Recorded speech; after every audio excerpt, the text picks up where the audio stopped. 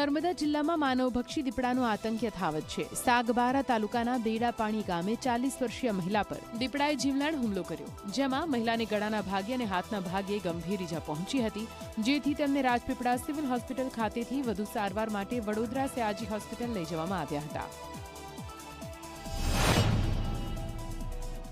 જે બેન હતા એ ખેતરે રહેતા હતા, મા દીકરીઓ 3 જણા રહે છે ને ઘરમાં હતા। એ લોકો ભીત પાડીને ચિતાએ એટેક મારેલો છે। કઈ જગ્યા કયું ગામ? બેડાપાણી ગામ। છેલ્લા 1-1.5 મહિનાથી સાહેબ પબ્લિક બહાર નીકળતી નથી, કારણ કે સિંગલ માણસ હોય તો ઘણો બધો દીપડાનો એટેક ચાલ્યો છે।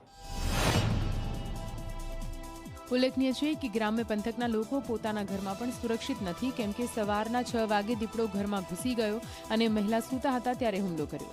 લોકોની માંગ છે કે દીપડાને પાંજરે પૂરવામાં આવે। સૌથી મોટી વાત એ છે કે રાજપીપળા સરકારી હોસ્પિટલમાં યોગ્ય તબીબ નથી, જેથી લોકો રોષે ભરાયા છે।